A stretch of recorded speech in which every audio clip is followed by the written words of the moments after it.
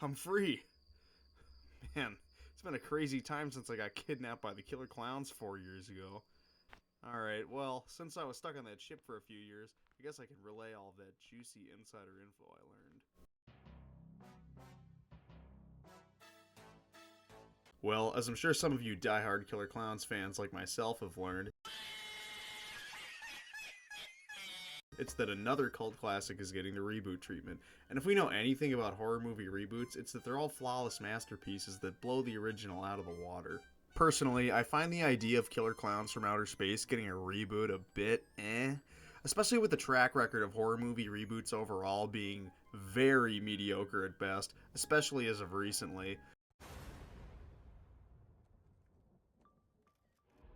Try anything and you're canceled, bro. Oh my god, bro. Oh, hell no, man. What the fuck? But hey, I suppose that's the Killer Clowns Puritan inside of me speaking mostly. Because from what I've seen of recent activity in the franchise, for example, the game that came out not too long ago, there's definitely a team of people working on this stuff that have a really good grasp on the original material and its inner workings.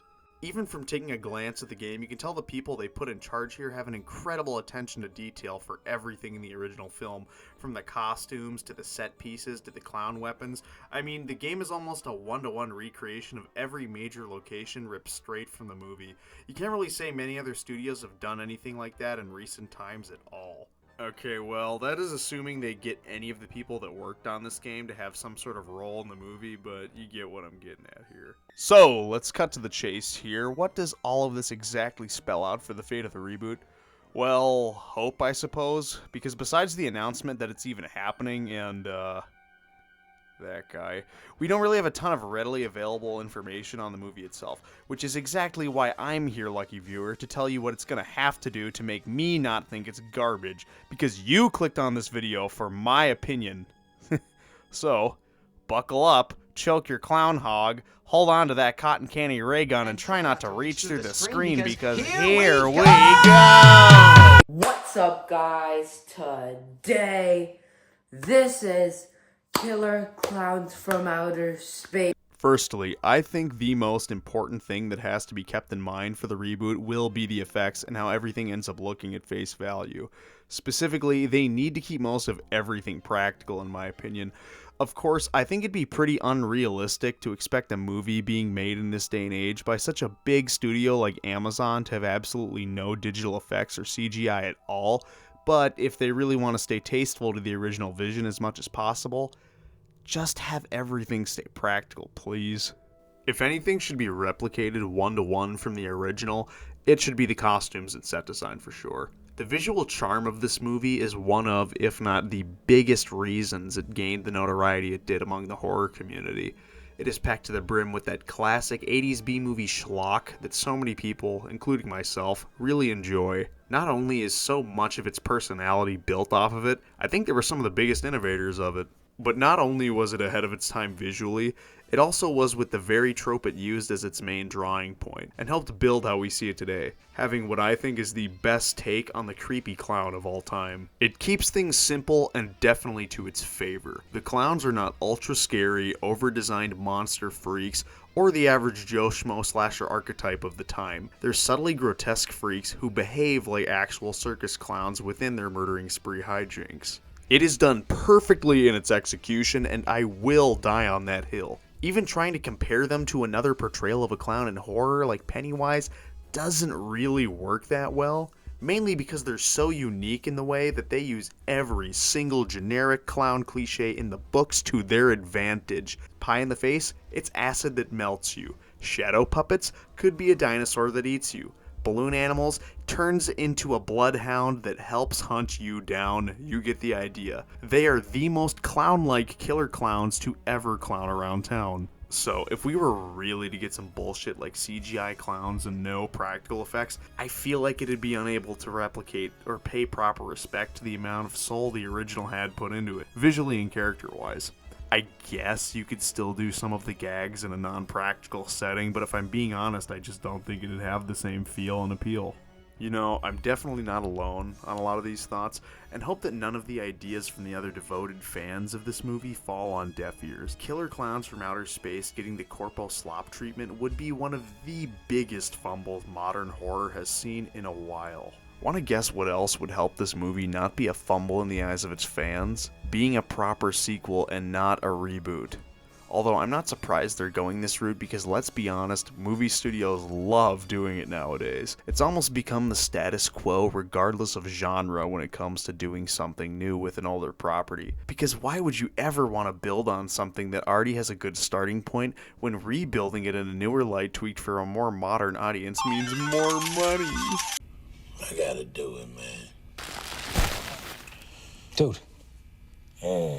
While I really do wish they stuck to the sequel plans that were originally once confirmed, the Chowder Brothers just couldn't get the idea to work properly. They were trying for decades before it eventually just got canned thanks to being stuck in development hell. And later Disney. Thank you, Disney. All of this is exactly why I'm hoping the reboot is more of a soft reboot sequel sort of thing. Sure, you can have it take place in the modern day, but it'd be great to see some of the return of older characters to guide the new leads or whatnot. Just please give this movie an excuse to let me see the Terenzi brothers or something again. Look at this stuff. Looks like a wad of melted ice cream. Yeah, well, it's not. Oh, shit. Although, if there's one thing I can't sit here and praise the original for all day, even if I wanted to, is the acting. Because while the somewhat wooden performances from the original actors is something I think adds to its charm, actually having a cast of technically better actors could definitely be something to the reboot's advantage. Because besides the original's hilariously cheesy one-liners, the reboot has room to improve on almost everything else in that area. The only other thing I could possibly think of the reboot being able to add that would give it a good, worthwhile reason to exist is to expand more onto what we already had. For example, clown lore. Show us stuff that we've never even seen as of yet. Give us new clown gadgets. Let's see the backstory on the clown species. Show us the clown planet. I mean, that alone, if done well, could just sell the movie for me.